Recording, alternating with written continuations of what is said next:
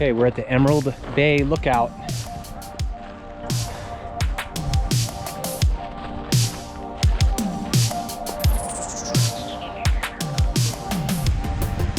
See the island? Yeah, there's an island. Today, I want to take you along on 2 short hikes near Lake Tahoe, California. This is my first visit to the area, and it is stunning. Snow-covered mountains rising from electric blue water, beaches, forests, cliffs, waterfalls, and endless outdoor opportunities.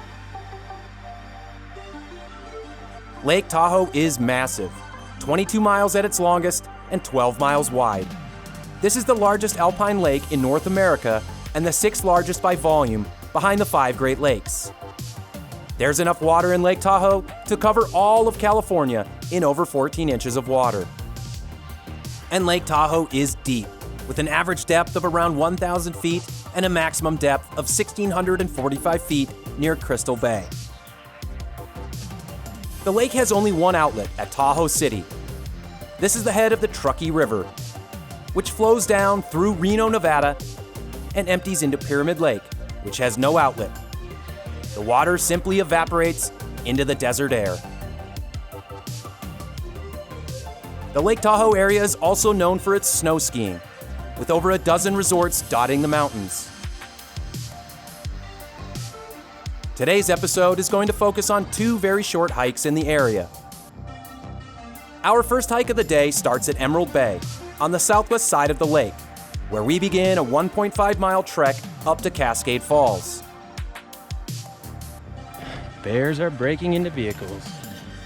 Let's go to the Cascade Falls.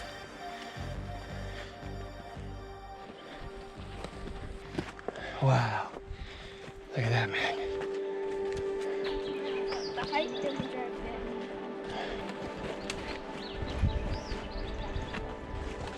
it. Smelling the flowers. We're coming up on the Cascade Falls.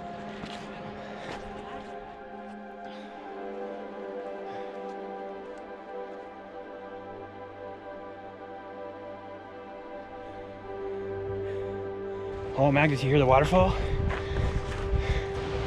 We're gonna go see the waterfall. Yeah, we're gonna go see the waterfall right now. Look at it go, buddy.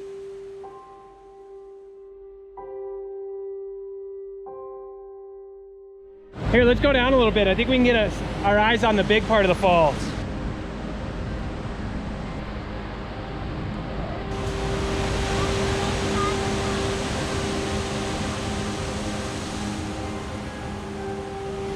Hike down just a little bit further where it really goes over the edge. Not gonna get too close with the little guy.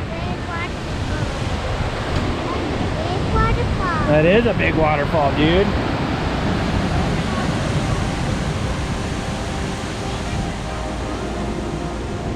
Wow.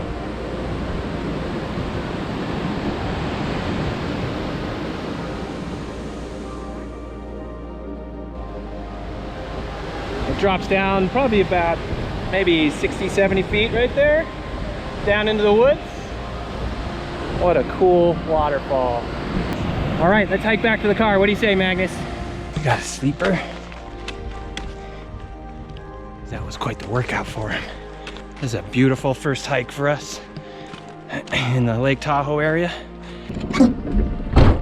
All right, onward.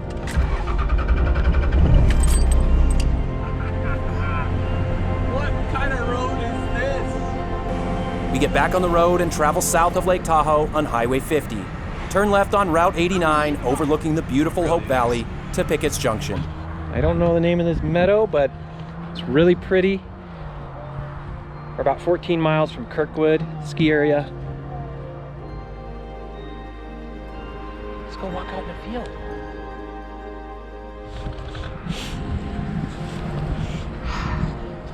From Pickett's Junction, we travel a few more miles southwest to Carson Pass. We're on the Pacific Crest Trail, heading north out of Carson Pass. This is a famous pass where John C. Fremont and Kit Carson and company crossed the snowy mountains in 1844 in a very crazy story. In January of 1844, Brevet Captain John Charles Fremont, along with cartographer Charles Preuss and guide Kit Carson, led some 22 mountain men and dozens of horses on a 70-mile, ill-advised traverse of the Sierra Nevada mountains in the dead of winter. This wild story of adventure and exploration was compiled into Fremont's report to Congress, published in 1845, and made Fremont quite a celebrity in his day. Fremont was known for the respect he showed the Native Americans he encountered, and his reports serve as incredible records of Native people and tribes that had no written history. Fremont was also fiercely opposed to slavery, even rising to become the first ever Republican candidate for president in 1856, running on an abolitionist platform. He won the majority of the free states, but ultimately lost to James Buchanan.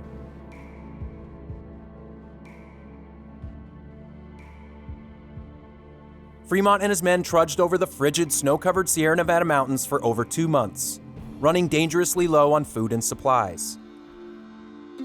The full congressional report is quite an epic tale. I will read a few excerpts from this particular portion of the journey, quoting Fremont's report. Fremont, February 2nd, 1844. The snow deepened rapidly, and soon it became necessary to break a road. For this service, a party of 10 was formed, mounted on the strongest horses, each man in succession opening the road on foot or on horseback, until himself or his horse became fatigued. When he stepped aside, and the remaining number passing ahead, he took his station in the rear. On the way, we passed 2 low huts entirely covered in snow, which might very easily have escaped observation. A family was living in each, and the only trail I saw in the neighborhood was from the door hole to a nut pine tree nearby, which supplied them with food and fuel. They were dragging a cannon that they had to leave in the woods, which is a mystery to this day.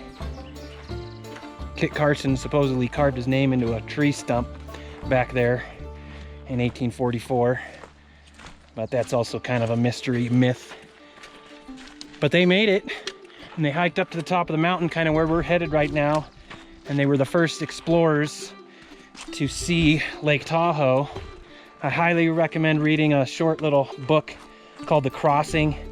No one died. They had to eat a few dogs, I do know that, but that's pretty normal back then.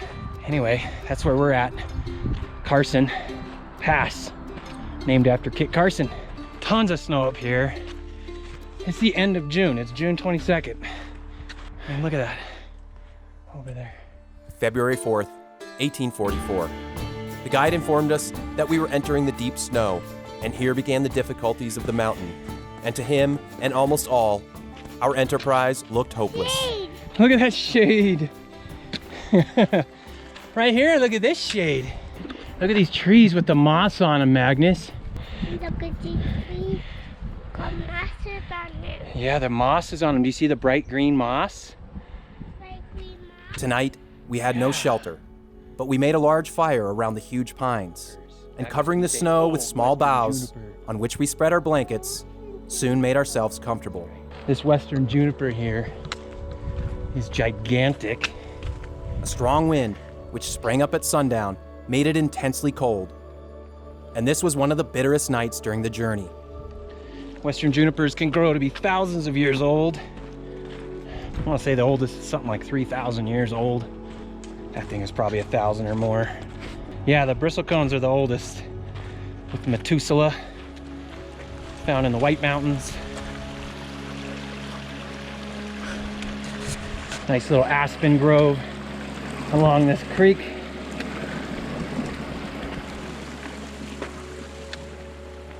February 4th, 1844. 2 Indians joined our party here, and one of them, an old man, immediately began to harangue us, saying that ourselves and animals would perish in the snow, and that if we would go back, he would show us another and better way across the mountain. He spoke in a very loud voice, and there was a singular repetition of phrases and arrangement of words which rendered his speech striking and not unmusical. We had now begun to understand some words, and with the aid of signs, easily comprehended the old man's simple ideas. Rock upon rock, rock upon rock, snow upon snow, snow upon snow. Wow, Magnus, do you see Lake Tahoe off in the distance?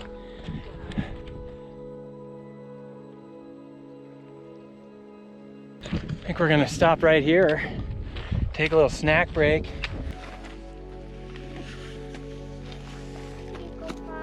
Yeah. Okay, let's go find a rock over here.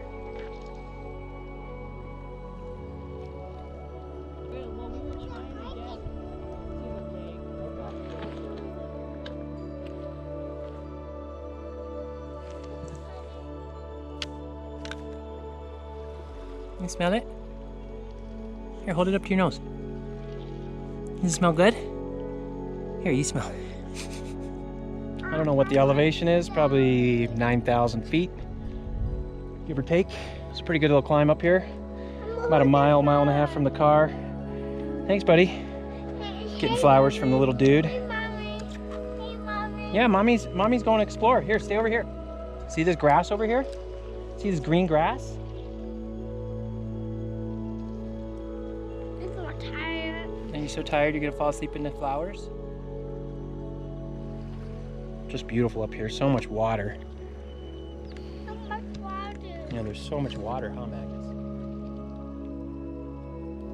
Fremont, February 14th, 1844.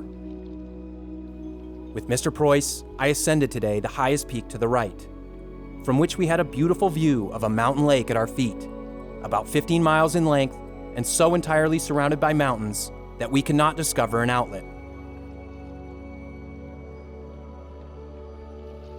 This was Fremont's only mention of Lake Tahoe, seen from a similar vantage, and was the first known sighting by Western explorers, just 175 years ago.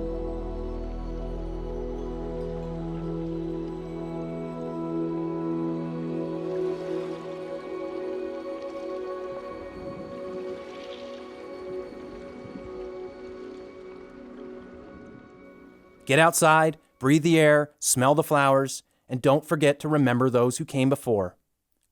History adds a layer of knowledge, humility, and respect to every step you take.